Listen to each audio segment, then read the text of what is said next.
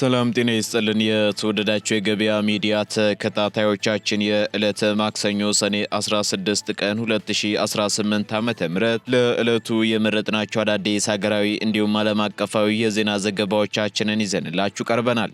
የዜና ዘገባዎቻችንን ስፖንሰር ያደረገልን አጋራችን ደግሞ የሮሃ ፎሬክስ ቢሮ ነው። በዜና ዘገባዎቻችን ላይ የሮሃ ፎሬክስ ቢሮን የዕለቱን የውጭ ምንዛሬ ተመን መረጃ እናጋራችኋለን።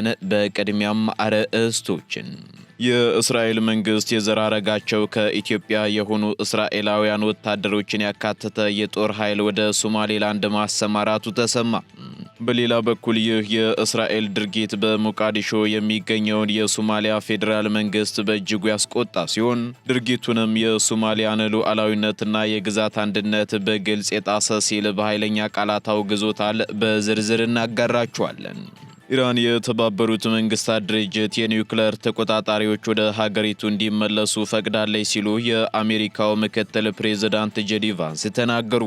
በምላሹም የአሜሪካው የገንዘብ ሚኒስትር የኢራን ድፍድፍ ነዳጅና የፔትሮኬሚካል ምርቶች እስከ ነሐሴ 2026 ድረስ እንዲመረቱ እንዲሸጡና እንዲሰራጩ የሚፈቅድ የ60 ቀናት ጊዜያዊ የማዕቀብ እገዳ ሰጥቷል። በዝርዝር የምትሰሙት መረጃችን ነው። ፕሬዝዳንት ዶናልድ ትራምፕ ዋሽንግተን ዲሲ ኦቫል ኦፊስ ለጋዜጠኞች በሰጡት መግለጫ አሜሪካ የወሽመጡን ቁጥጥር በእጇ እንዲያዘችና አስፈላጊ ከሆነም ደግሞ በአጭር ጊዜ ውስጥ መልሳ መዝጋት እንደምትችል አስታወቁም። ነገር ግን የኢራኑ ዋና ተደራዳሪ መሐመድ ባጋር ጋሊባፍ በበኩላቸው ዛሬ በሰጡት መግለጫ የሆርሙዝ ወሽመጥ ከእንግዲህ በቴህራን ቁጥጥር እንደሚተዳደር አስታውቀዋል። በዝርዝር ይዘነዋል። የአሜሪካው የውጭ ጉዳይ ሚኒስትር ማርኮ ሩቢዮ በጦርነቱ ወቅት በኢራን ጥቃት ደርሶባቸው ወደ ነበሩት የባህረ ሰላጤው ሀገራት ሊያመሩ መሆኑ ተሰማም። በሌላ በኩል የዶናልድ ትራምፕ አጋሮች በኢራኑ ስምምነት ሳቢያ የተደናገጡትን እስራኤላውያንን ለማረጋጋት ከፍተኛ ጥረት እያደረጉ ነው ተብሏል። የምትሰሙት መረጃችን ነው። የተወደዳችሁ የገበያ ሚዲያ ተከታታዮቻችን እነዚህንና ሌሎች ለዕለቱ የመረጥናቸው ዜናዎችን ይዘንላችኋል። አሁን ደግሞ በዝርዝር ወደምንመለከታቸው መረጃዎቻችን እናልፋለን። በጉጉት ሲጠበቅ የነበረው አዲሱ ብሎክ ተለቀቀ። በመዲናችን አዲስ አበባ ብዙዎች ለመኖሪያና ለኢንቨስትመንት ተመራጭ ባደረጉት በማራኪ ኮሪደር ልማት ደምቆ የሚታየው በመሃል ሲኤምሲ አዲስ ኢንተርናሽናል ኮንቬንሽን ሴንተር ፊት ለፊት ድሪም ቢልደርስ ሪል ስቴት እየገነባ ያለው ብቸኛው ባለ 5 ኮከብ መኖሪያ መንደር ማራኪ እይታ ያላቸውን ከአንደኛው ወለል ጀምሮ በመረጡት የፍሎር አማራጭ ከባለ 1 እስከ ባለ 4 መኝታ ቤቶችን በ10% ቅድመ ክፍያ ማለትም ከ730 ሺህ ብር ጀምሮ 50% በሚደርስ የረጅም ጊዜ ባንክ አማራጭ ጋር አመቻችተን እየጠበቅኖት ነው። ታዲያ ምን ይጠብቃሉ? አሁኑኑ ከታች ባለው ስልክ ይደውለው። ድሪም ቢልደርስ ሪል ስቴት ህልሞን እንገነባለን። ኢትዮጵያን ጨምሮ የአፍሪካ የዘር ሐረግ ያላቸው የእስራኤል ወታደሮች በሶማሌላንድ መሰማራታቸው ተሰማ። የእስራኤል መንግስት በተለይ የዘር ሐረጋቸው ከኢትዮጵያ የሆኑ እስራኤላውያን ወታደሮችን ያካተተ የጦር ኃይል ወደ ሶማሌላንድ ማሰማራቱን ሚድል ኢስት አይ አንድ ከፍተኛ የሶማሊያ መንግስት ባለስልጣንን ዋቢ በማድረግ ዘግቧል። እንደ ዘገባው ከሆነ እስራኤል እውቅና ከመስጠቷና ከኢራን ጋር ካላት ቀጠናዊ ውጥረት ማገርሸት ጋር ተያይዞ ወደ 50 የሚጠጉ ወታደሮችን ወደ ሶማሌላንድ ልካለች ተብሏል። እነዚህ የተሰማሩት ወታደሮች በአካባቢው ማህበረሰብ ውስጥ በቀላሉ እንዲቀላቀሉና የደህንነት ስጋት እንዳይፈጥሩ ተብሎ የአፍሪካ ዝርያ ያላቸው በተለይም ኢትዮጵያውያን አይሁዶች ወይንም ቤተ እስራኤላውያን እንዲሆኑ መመረጣቸውን የሶማሊያ የስለላ ምንጮች ጠቁመዋል። ስለ ጉዳዩም የተጠየቁት የእስራኤል መከላከያ ሰራዊት ቀጥተኛ ምላሽ ከመስጠት የተቆጠቡ ቢሆንም የሶማሌላንድ መከላከያ ሚኒስትር ሙሐመድ ዩሱፍ አሊ ግን እስራኤል በሀገሪቱ ውስጥ ወታደራዊ እዝ ወይንም የጦር ሰፈር የላትም ሲሉ አስገንዝበዋል። ይሁን እንጂ ሚኒስትሩ እስራኤል ለሶማሌላንድ ፖሊስና ወታደራዊ ኃይሎች የቴክኖሎጂና የስልጠና ድጋፍ እያደረገች መሆኑን በይፋ አረጋግጠዋል። እስራኤል ባለፈው ታህሳስ ወር 2025 ሶማሌላንድን በይፋ እውቅና የሰጠች የመጀመሪያዋ የተባበሩት መንግስታት አባል ሀገር የነበረች ሲሆን ባለፈው ሚያዝያ ወር ላይም አምባሳደሯን መሾሟ ይታወሳል። ይህ የእስራኤልና የሶማሌላንድ መቀራረብ ደግሞ በሞቃዲሾ የሚገኘውን የሶማሊያ ፌዴራል መንግስት በእጅጉ ያስቆጣ ሲሆን ድርጊቱንም የሶማሊያን ሉዓላዊነትና የግዛት አንድነት በግልጽ የጣሰ ሲል በኃይለኛ ቃላት አውግዞታል።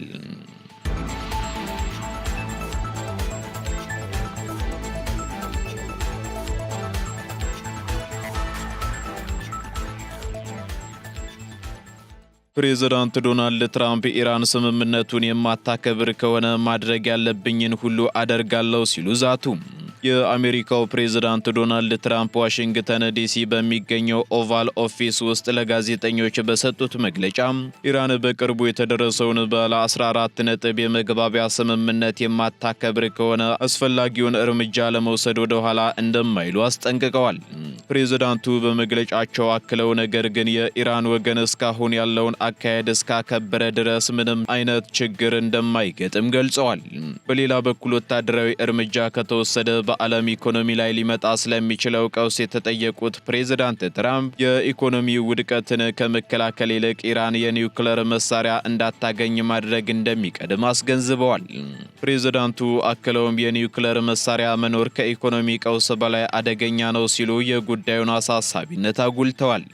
የሆርሙዝ የባህር ወሽመጥን ሁኔታ በተመለከተም በአሁኑ ወቅት አካባቢው ለንግድ መርከቦች ሙሉ በሙሉ ክፍት መሆኑንና ከፍተኛ የነዳጅ ፍሰት እየተደረገበት እንደሚገኝም በዚሁ መግለጫቸው ጠቁመዋል። ሆኖም አሜሪካ የወሽመጡን ቁጥጥር በእጇ እንዲያዘችና አስፈላጊ ከሆነም ደግሞ በአጭር ጊዜ ውስጥ መልሳ መዝጋት እንደምትችል አስታውቀዋል።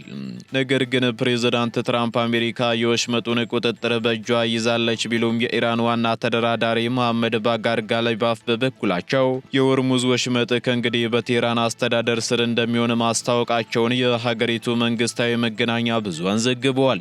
የሀገሪቱ ይፋዊ የዜና ወኪል ኤርና እንደገለጸው ዋና ተደራዳሪው በሰጡት መግለጫ የሆርሙዝ ወሽመጥ መቼም ቢሆን ከጦርነቱ በፊት ወደ ነበረበት ይዞታ እንደማይመለስ ገልጸው ከዓለም አቀፍ ሕግጋት ጋር በተጣጣመ መልኩ በቀጣይ በኢራን ቁጥጥር ስር እንደሚተዳደርም አረጋግጠዋል።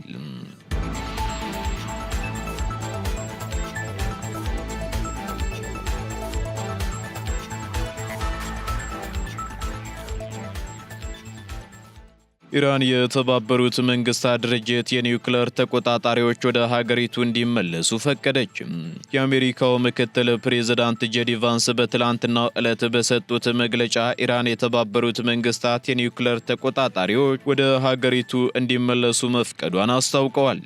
ይህንን የቴህራን ውሳኔ ተከትሎም ዋሽንግተን በኢራን የነዳጅ ወጪ ንግድ ላይ ጥላው የነበረውን ማዕቀብ በጊዜያዊነት ያገደች ሲሆን በስዊዘርላንድ በተደረገው ከፍተኛ ውይይት የተገኘው የስምምነት በአሜሪካ እስራኤልና በኢራን መካከል የነበረውን የረጅም ጊዜ ውጥረት ለማስቆም የተደረገ ትልቅ እፎይታ ተደርጎም ተወስዷል።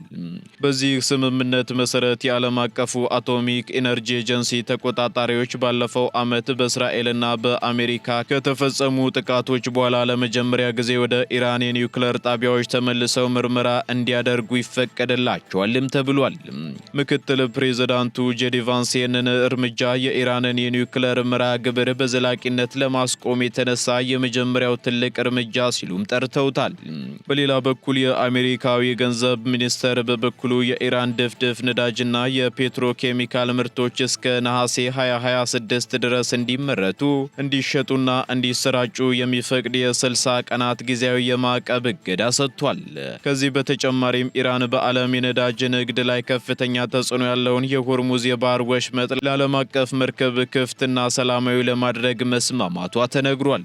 ከጉዳዩ ጋር በተያያዘም በኳታር ባንኮች ታግደው የነበሩት የኢራን የገንዘብ ሀብቶች እንዲለቀቁ የመግባቢያ ሰነድ የተፈረመ ቢሆንም ቫንስ እንደገለጹት ግን ይህ ገንዘብ ጥቅም ላይ ሊውል የሚችለው ከአሜሪካ ገበሬዎች እንደ አኩሪ አተር ያሉ የምግብ ምርቶችን ለመግዛት ብቻ የተገደበ ነው ብለዋል።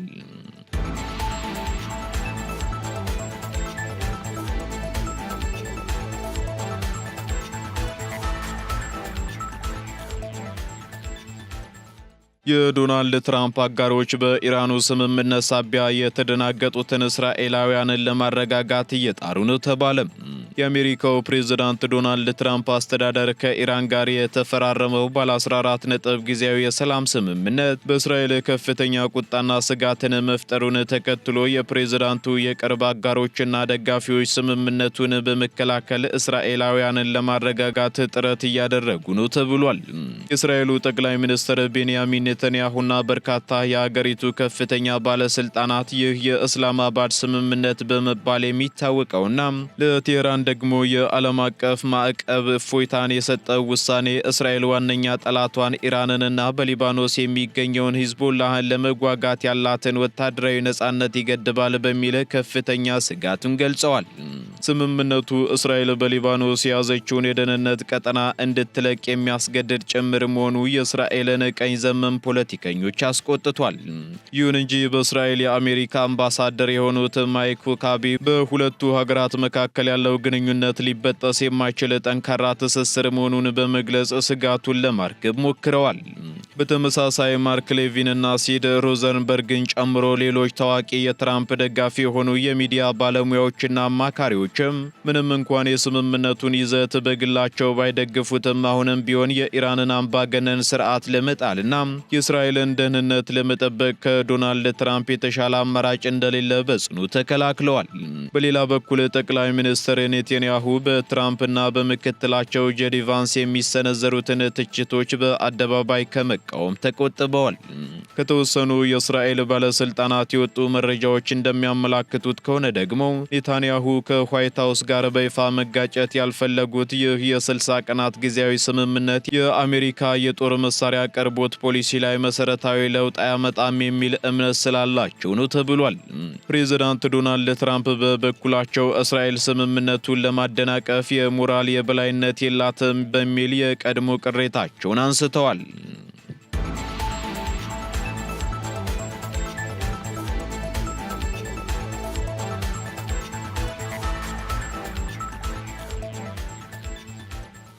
ማርኮ ሩቢዮ በጦርነቱ ወቅት በኢራን ጥቃት ደርሶባቸው የነበሩትን የባህረ ሰላጤውን ሀገራት ሊጎበኙ መሆኑ ተሰማ።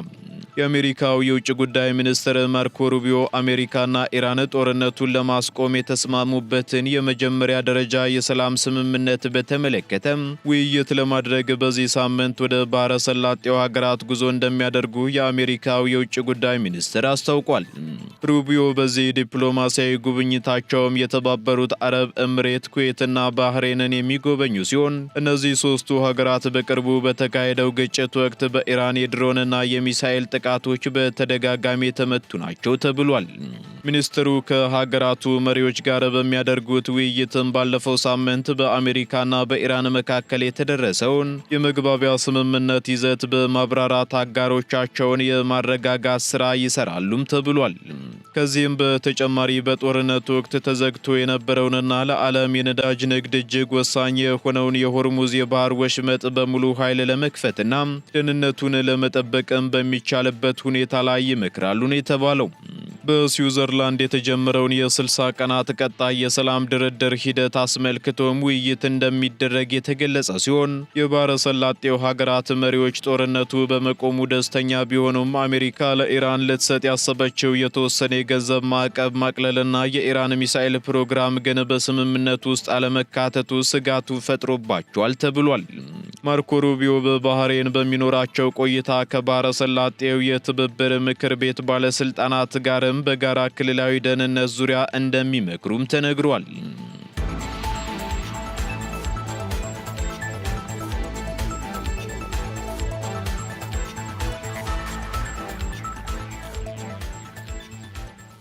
ወደ መጨረሻው ዝርዝር መረጃችን ስንሸጋገር የትራምፕ አስተዳደር በክልሎች የምርጫ ስርዓት ላይ ተጽዕኖ ለማሳደር የሀገር ውስጥ የደህንነት ፈንድን ለማገድ ማቀዱ ተገለጸ።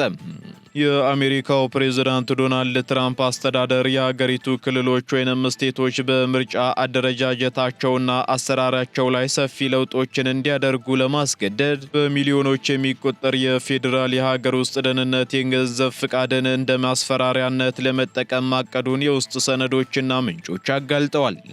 የሀገር ውስጥ ደህንነት መስሪያ ቤት በሚያወጣው አዲስ መመሪያ መሰረት የተጠየቁትን የምርጫ ሕግ ለውጦች ተግባራዊ ለማድረግ ፈቃደኛ ያልሆኑ ክልሎች የተመደበላቸውን የደህንነት እርዳታ ገንዘብ 20 በመቶ ያጣሉ ተብሏል። ይህ የገንዘብ ቅጣት ማስፈራሪያ ደግሞ ክልሎቹ ሽብርተኝነትን ለመከላከል፣ ሳይበር ጥቃቶችን ለመመከትና ወሳኝ መሰረተ ልማቶችን ለመጠበቅ የሚጠቀሙበትን በሚሊዮን የሚቆጠር ዶላር አደጋ ላይ የሚጥል በመሆኑ ከፍተኛ አነጋጋሪ ሆኗል።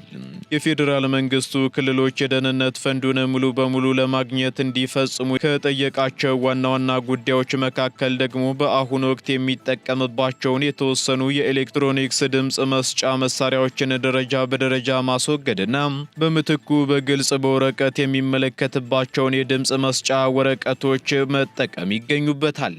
ከዚህ በተጨማሪም ክልሎች የመራጮች ምዝገባ ዝርዝራቸውን የሀገር ውስጥ ደህንነት መስሪያ ቤት በሚያስተዳድረውና አከራካሪ በሆነው የዜግነት ማረጋገጫ የኮምፒውተር ስርዓት ውስጥ ማሳለፍና ማረጋገጥ እንዳለባቸው መመሪያው ያስገድዳል። ይህ የአስተዳደሩ እቅድ በትራምፕ በኩል በምርጫ ወቅት የተስፋፉ ማጭበርበር አለ በሚል ከሚያቀርቡት ተደጋጋሚ ክስና በክልሎች ምርጫ ላይ የፌዴራል መንግስቱን ተጽዕኖ ለማሳደግ ከሚደረገው ጥረት ጋር የተያያዘ ነው ተብሏል።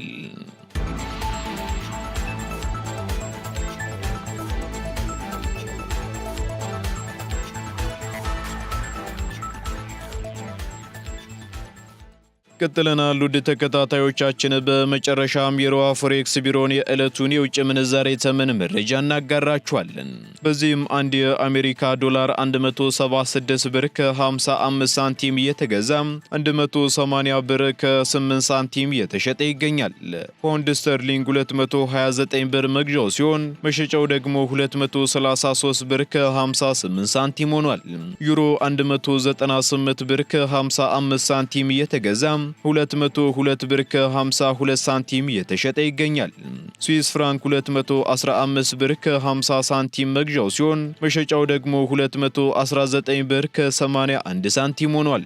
የተባበሩት አረብ ኤምሬት ድራም 47 ብር ከ55 ሳንቲም እየተገዛ 48 ብር ከ50 ሳንቲም እየተሸጠ ይገኛል። የሳውዲ ሪያል 45 ብር ከ78 ሳንቲም እየተገዛ 46 ብር ከ69 ሳንቲም እየተሸጠ ይገኛል። የቻይናው ዩዋን 24 ብር ከ97 ሳንቲም መግዣው ሲሆን መሸጫው ደግሞ 25 ብር ከ46 ሳንቲም ሆኗል። የካናዳ ዶላር 121 ብር ከ10 ሳንቲም እየተገዛ 123 ብር ከ52 ሳንቲም እየተሸጠ መሆኑን የሮሃ ፎሬክስ ቢሮ የዕለቱ የውጭ ምንዛሬ ተመን መረጃ ያመለክታል።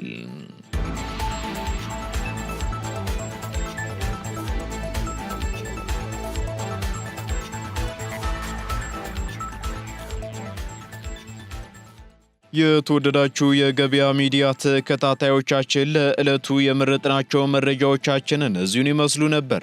እንዲሁም አዳዲስ ኢኮኖሚያዊ፣ ማህበራዊና ፖለቲካዊ መረጃዎቻችንን ለማግኘት ታዲያም የገበያ ሚዲያን እንድትወዳጁ እንጋብዛለን። ሰናይ ጊዜን ተመኘን። በጉጉት ሲጠበቅ የነበረው አዲሱ ብሎክ ተለቀቀ።